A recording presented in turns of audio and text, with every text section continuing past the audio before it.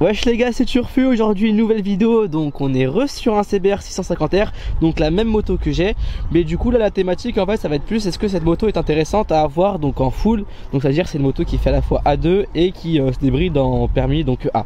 Et donc voilà, on va voir tous les aspects, combien ça coûte, est-ce que ça vaut le coup. Donc c'est Turfu, n'hésitez pas à vous abonner aussi avant que la vidéo commence, activer la petite cloche de notification. On est bientôt 60 000 sur la chaîne YouTube, donc ça ferait plaisir voilà qu'on les atteigne très rapidement. Du coup on est avec le frérot, je te laisse te présenter ta petite moto et dire ce que tu as fait dessus. Alors moi c'est Maël, cette moto je l'ai eu directement en A. Okay. Donc moi j'ai pas roulé du tout en A2 et je voulais me faire plaisir avec une petite moto sympa, mais quand même tout de suite en full, mais pas taper tout de suite sur une. Ok. Et t'as pas voulu passer sur une sportive façon de parler, en gros voilà, plus sur une GT quoi. J'adore le look des sportives, mais j'avais peur que ce soit trop radical. Et ouais, de souffrir donc là t'as pris la plus polyvalente qu'on va dire. C'est ça. T'es entre confort et agressivité quoi. J'ai avec les classiques, le CBR, la RS660 Aprilia ou la R7 et voilà, niveau prix et niveau on va dire comment je me sentais sur la moto, je suis parti sur celle-là, vraiment elle me plaisait. Okay. Tout simplement, du coup, ce CBR, c'est en quelle année? Tu l'as acheté à combien et combien de kilomètres, etc. Enfin, t'as coûté combien et... C'est un CBR de 2019. Moi, je voulais absolument celui-là pour le coloris. Okay. Donc, c'est le seul qui est full mat, black mat, avec les liserés rouges. Donc, il n'y a que le 2019, si j'ai pas de conneries. Qui l'a, ok. Et j'ai galéré à l'avoir. À chaque fois qu'elle rentrait en concesse, elle ressortait le lendemain. Ouais, ouais, c'est une moto quand même qui cotait, qui est prisée quoi. Et elle était voulue, ce coloris-là spécialement. Donc, je suis allé dans une concession où elle était, je l'ai vue, je l'ai pris direct. Ouais, en fait, c'est une moto qui décote très peu quoi. Là, à l'heure actuelle, du coup, tu l'as acheté à combien d'euros? Donc, je l'ai acheté en 2021 à 8200 en ayant négocié, donc ils m'ont rajouté le shifter qu'il n'y avait pas, le support de plaque court qu'il n'y avait pas et tout ce qui est carte grise. Ok, voilà. Donc tu as acheté 8200 et là du coup elle a combien de kilomètres à l'heure actuelle? Je l'ai eu à 13 000 et elle est à 29 000 pile. Ouais c'est ça, donc là en fait si tu veux la revendre tu peux la rendre passer 7. Moi mon objectif sera pas en dessous de 7, entre 7 et 7500. Ouais non moi je pense 7 c'est un bon tarif parce que moi j'ai fait une affaire de fou vraiment. Ouais. J'ai eu la 2021 avec 8000 km compteur pour 7000 euros. Ouais non t'as fait une bonne affaire. J'ai fait une affaire de ouf avec le shifter et pas que sport quoi. C'est ça. Donc ça veut dire ouais je pense que 7000 tu peux t'en sortir très facilement, il y aura pas de... Elle partira, elle a une ligne, elle a quelques options, elle a le shifter, il y a juste les poignées chauffantes. Et si tu veux la vendre en 24 heures tu la vends 6500, elle part en 24 heures. C'est sûr. Ce que j'ai rajouté, je disais, il y a le support de plaque court que j'ai rajouté. Donc là c'est le support plaque court de chez Honda, donc celui-ci les gars il est homologué. Donc ça veut dire qu'il n'y aura pas de souci, il n'y aura pas de problème si vous faites arrêter ou contrôler, tout est en règle. Parce qu'en fait en général c'est cette pièce qui manque sur les supports de plaque. Donc c'est à dire si vous arrivez à l'ajouter, en fait votre plaque elle est en règle quoi, même si c'est d'AliExpress ou peu importe quoi. Exactement ça. C'est juste ça qui fait qu'elle n'est pas en règle. Par la suite il y a quoi? Donc capot de selle, donc pack sport. C'est le classique de chez Honda aussi. Ouais donc. J'ai fait rajouter les liserés qui d'habitude sont ici, ils sont d'origine sur certaines Honda, moi elle ne l'avait pas donc je les fais rajouter. Ce liseré là, celui-là. On les embouts de guidon, le levier qui n'est pas d'origine, les rétros. Ok, donc les rétros. Voilà, et le petit cache pour le liquide de frein. Ok. C'est très classique. Et de l'autre côté, il y a la ligne évidemment. Ouais. Et du coup là aussi on a la bulle teintée. Voilà, qui était par contre déjà sur la moto quand je l'ai acheté. T'as mis un SC Project. Voilà, c'est ça, le SC Project. Donc le SC Project, celui-ci, est-ce qu'il est catalysé ou pas du tout? Alors celui-là n'est pas décatalysé, ce qui m'est arrivé, je l'avais déjà avant. Ouais. J'ai chuté avec la moto, avec la ligne qui venait d'être montée depuis un mois, donc un peu dégoûté. Et en fait, c'est passé par l'assurance, ils m'ont remboursé toute la ligne. Donc j'ai gardé mon ancienne que j'ai décatalysée. Donc en fait, ça c'est la toute nouvelle avec juste cette partie dans laquelle il y a le catalyseur normalement. Que j'ai remis l'ancienne et enlevé le cata. Donc il y a un mélange de ma nouvelle ligne et de mon ancienne ligne, mais décatalysé. Donc à l'heure actuelle, c'est décatalysé. Voilà, c'est ça. Et du coup, toi, tu as la chicane donc... Oui, la chicane, on peut pas l'enlever sur ce modèle, donc il faudrait percer un trou ici pour sortir la vis qui se trouve là. Et j'ai pas envie de me lancer là-dedans. Ça te détruirait la ligne, c'est ça? C'est ça, ça la détruirait complètement. Et ce qui se passe aujourd'hui, je peux juste enlever cette partie qui est décatalysée, remettre celle où j'ai le kata de l'ancienne et la ligne est homologuée. Donc je peux la passer. Après, moi aussi j'ai le CBR, quand on le décata, en fait, la chicane, sans chicane, il n'y a pas une différence de fou quoi. Je trouve on l'entend vraiment à partir de 6000, 8000. Ouais, en fait, il y a quand même une différence, mais elle chante suffisamment bien quoi, il n'y a pas de souci.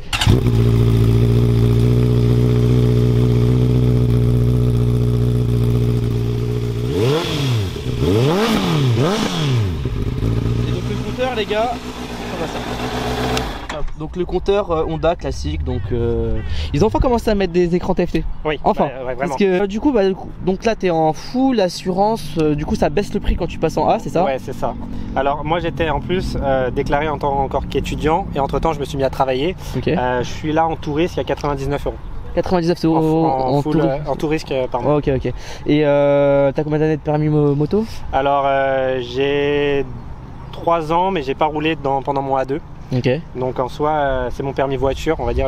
Qui t'a fait que t'as payé moins cher. Mais je suis tombé avec cette moto, donc j'ai accidenté, donc j'ai pris 25% en moins. T'as pris un malus? Voilà, et malgré ça, je suis toujours à 99 €. Ouais, donc en vrai, ça reste raisonnable. Après, c'est du Honda. Et pourquoi c'est pas cher en fait cette moto? Bah, du fait que tout simplement, c'est considéré comme une GT. C'est bon, ça dépend, certaines assurances, ils vont quand même vous allumer, mais si vous dites que c'est une sportive, vous quittez l'assurance parce que je pense qu'ils veulent juste vous allumer. Bah aborder déjà juste avant quelqu'un qui voudrait acheter cette moto, donc soit en A2 ou soit en full, tout simplement, est-ce que tu aurais 3 avantages ou 3 défauts à citer par rapport à cette moto? Alors 3 je ne sais pas, mais en tout cas pour moi c'est une moto qu'il faut utiliser en full. Je l'ai pas eu en A2 comme je disais, mais j'ai pu rouler à certaines de mes amies. Pour moi elle est trop lourde pour ce que c'est en étant bridée en 47.5. Okay. C'est un 4 cylindres, c'est une moto sur laquelle on va jouer sur la longe, donc on en profitera vraiment seulement dès qu'elle est débridée. Ok. Donc c'est une moto que après moi forcément j'ai l'avis du A2. Voilà, c'est ça, exactement. Les gars, c'est largement suffisant. C'est des détails, on va dire. C'est pour de la conduite quotidienne, pour débuter la moto, c'est largement suffisant. Pour débuter peut-être. Moi je te dis qui est commencé par ça et qui suis ensuite passé sur la A2 pour la tester. C'est ça. Tu redécouvriras une autre moto. Voilà, mais en gros, ce que je veux dire pour du A2, honnêtement, ça n'a rien à voir, certes, mais c'est largement suffisant. Il n'y a pas de. Oui, non, il y a de quoi surkiffer. Et même en A2, les gars, la première, vous la passez à 110, il n'y a pas de souci à ça. Donc, il y a de quoi kiffer. Et sinon, du coup, comme avantage, il y a quoi comme tu pourrais citer pour moi, c'est une moto que je trouve maniable. La position, c'est vraiment ce que je recherchais. C'est pas très sportif, c'est vraiment un entre-deux. Moi qui ai souvent des problèmes de dos, c'est quelque chose que j'apprécie. Ok. Elle fait pas mal au poignet? Non. C'est l'entre-deux, on va dire. En fait, faut pas vraiment aller chercher à pousser, quoi. Faut chercher sa position. C'est une position où il va falloir quand même être assez gainé, vraiment les coups de rentrée, comme on nous apprend. Et non, on aura pas mal au poignet. On est vraiment très agréable. Et du coup, là, c'est la question. Donc, est-ce que c'est une moto qui vaut le coup de l'acheter en A? Donc, pourquoi? Déjà, on va parler aussi des raisons financières, comportement et comment ça se roule, est-ce qu'elle fait peur, enfin etc. Donc est-ce que c'est une moto qui vaut le coup, comme je l'achète en A2 et que je sais que je vais la garder pour le permis, tu vois? Pour moi clairement c'est une moto qui doit s'exploiter en A. Pour le A2 on n'en profite pas vraiment. Donc en fait pour toi c'est dommage en fait de la brider. Voilà, c'est ça, autant prendre une 500. Pour moi, 500 elle sera plus légère, elle sera en full, on pourra vraiment plus l'exploiter. Alors que la après, bon du coup forcément là c'est un débat. Oui voilà, j'ai testé le CBR 500. Même en A2 ça n'a rien à voir, c'est au-dessus. Je l'ai pas testé. C'est au-dessus, il n'y a rien à voir, c'est au-dessus. Ok. Mais non, c'est une moto que je trouve très maniable. On peut vraiment bien l'emmener. J'aime bien pencher avec celle-ci et je me sens beaucoup plus à l'aise qu'avec certaines autres motos du même gabarit. La RS660 par exemple, je suis pas à l'aise dans la position. Alors que celle-là vraiment très à l'aise. Et du coup, on va parler des performances en A. Donc Vmax, chevaux et le couple à peu près, quel ressenti, qu'est-ce qu'il y a? Alors, elle est à 95 chevaux en full, donc pour être dans la légalité. Vmax que j'ai pris personnellement c'était 2,45, mais je pense qu'avec un peu de vent dans le dos, une petite descente, elle prend le 2,50 voire même 2,60. Il y avait un mec, du coup je crois que c'est le record, le world record, c'était 265-270 avec. Ouais voilà, donc 270 ça me paraît beaucoup, mais c'est possible. S'il est en descente, voilà, il faut les bonnes conditions, mais voilà. Après c'est le record du monde, hein. Je te parle pas de. Ouais non, j'entends très bien, mais ça suffit largement pour moi. Aujourd'hui j'ai envie d'une mine parce que je m'y suis fait à cette moto. Est-ce que c'est une moto on s'y habitue vite? Ou te lasse pas? Je pense pas que ça te lasse. Non, tu te lasses pas, tu te prends toujours un petit coup quand tu accélères, voilà, ça reste assez coupleux mine de rien, mais il faut aller chercher dans les tours, c'est un 4 cylindres. Ouais, forcément. Mais tu restes au-dessus de 6000 tours, c'est une moto qui est explosive. Qui s'exploite quoi. Elle est vraiment très agréable. Et je pense pas qu'on puisse vraiment s'en lasser parce qu'elle est polyvalente. C'est une moto qui est vraiment polyvalente. Maintenant, si on veut chercher quelque chose de différent, oui, il va falloir changer. Elle est simple, c'est une moto bien pour débuter, même pour déconfirmer, mais c'est pas quelque chose qui va te faire non plus vibrer ou transcender. Voilà. C'est ça, c'est une moto polyvalente, on peut l'utiliser au quotidien comme que le week-end. C'est ça, exactement. J'utilise sur mon daily, je vais au travail avec, ou après je sors du travail, je vais en balade. En vrai c'est insolent d'arriver au travail avec ça quand même. C'est une petite insolence quand même. Je suis regardé, voilà. Ouais, c'est ça. Mes collègues aiment bien. Parce qu'honnêtement elle est belle. Parce que franchement niveau look les gars, elle est. J'ai rien à dire. Magnifique. Rien à dire. On n'est pas très objectif, on l'a tous les deux. Ouais, non, moi je la trouve magnifique. Même elle est finie, il n'y a pas manque de détails, etc. C'est-à-dire toutes les parties elles sont bien protégées, elles sont bien finies. Ouais, non, mais je suis totalement d'accord avec toi. Puis ce coloris, celui que je voulais. Moi, j'en suis entièrement satisfait. Je voulais la changer, tu vois, cet été, et en fait, je me dis, je vais faire une année de plus avec parce que je trouve pas de défaut. Je suis bien. Mais surtout que, en fait, le tarif, que là, par exemple, tu l'as acheté toi 8000 € dans les 8000. pour une sportive, pour ce que c'est, pour du full, pour les performances, c'est très bon prix quand c'est le prix d'une MT9. Je suis totalement d'accord. Et même si vous voulez l'acheter, enfin en fait une Honda je trouve ça sert à rien d'acheter neuf. Il faut bien quelqu'un qui la sorte. C'est ça. Bah elle coûte quoi? Elle coûte 9005, 10 000 à tout casser quoi. Ouais, neuf après c'est ça. C'est ça, donc on reste sur des tarifs abordables quoi. C'est toujours plus abordable qu'une Aprilia ou même qu'une R7 pour ce que ça. Simplement en A2 on la compare très souvent à la R7, à la Ninja 650 ou à l'Aprilia, mais en fait il faut savoir que ça n'a rien à voir parce que les autres motos quand on va les débrider on va être en général à 68 chevaux, 72 max, et on va être pour des max de 220, 230 si vraiment tu pousses. Alors que là sur ça on va directement sur 95 chevaux. Si tu changes la ligne tu peux prendre facilement 7 chevaux. J'ai pris sur celle-là la SC 3 chevaux avec la ligne, et maintenant qu'elle est décata, je pense qu'on en prend encore un peu plus. Ouais. J'ai senti tout de suite quand il y a des décata de toute manière. Et surtout qu'il n'y a pas besoin de carto pour prendre des chevaux. Non, voilà. C'est au niveau des cylindres, je crois que je dis pas de bêtises que... Ça libère le moteur tout simplement, la sortie des gaz est plus rapide, donc on gagne en puissance. Donc en gros il n'y a pas besoin de faire une carto, en plus du coup la garantie elle conserve.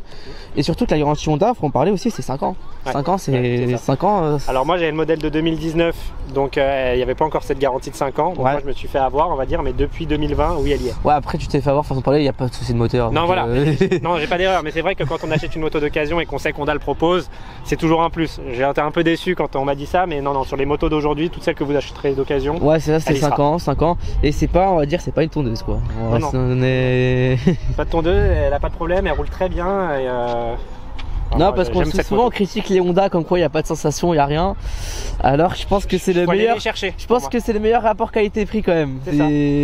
Après c'est des motos linéaires, voilà, on va pas se faire peur avec ces motos là. Mais on peut les emmener, on peut prendre des tours, vraiment. En fait c'est chacun roule comme il a envie de rouler quoi. S'il veut se faire kiffer, il se fait kiffer. Si vous voulez rouler tranquille, en fait c'est fait pour tout le monde quoi. C'est sûr que tu mets un pistard là-dessus, oui il va la trouver simple, peut-être un peu bridée, aseptisée, alors que c'est ça. Quelqu'un de tous les jours va en profiter. C'est ça. En fait du coup si on peut conclure, en gros c'est la meilleure polyvalence permis A 2 quoi. En gros si on a une moto qu'on veut conserver longtemps, c'est-à-dire 4 ans, 2 ans, 3 ans, c'est la moto idéale. Parce que on va faire 2 ans en A2, on va se lasser, mais d'un coup on va la débrider. Et là on redécouvre une nouvelle moto. Pour moi c'est clairement une autre moto. Je l'aurais pas pris, maintenant que je l'ai conduit comme ça, me dire l'avoir en bridé, non j'aurais été un peu déçu. C'est ça, c'est une nouvelle moto. Voilà, donc là on passe sur quelque chose qui a rien à voir quoi, c'est un autre domaine. Ok. Dites-moi ce que vous en pensez de ce CBR. Du coup voilà, pour moi je peux conclure que c'est une moto qui vaut le coup en permis A, surtout en raison des performances qu'elle a, et aussi au niveau du tarif, et surtout c'est une moto quand même qui fait pas trop frayeur, traction control, ABS, donc il n'y a pas de souci. Et toi c'est un petit mot à dire pour conclure cette vidéo? Moi c'est une moto que je conseillerais à tout le monde tout simplement, pour débuter ou même pour des confirmés ou des personnes qui veulent se remettre à la moto après un certain temps. C'est une moto qui fait pas peur, qui se prend en main très facilement et dont l'entretien est très simple. Donc je peux que la conseiller, j'en suis très satisfait. Je voulais la changer, au final je vais pas la changer. Donc, ok, bon voilà, c'est le mot de la fin. Allez les gars, n'hésitez pas à vous abonner, activer la petite cloche de notification. On est bientôt les 5000, c'était Turfu.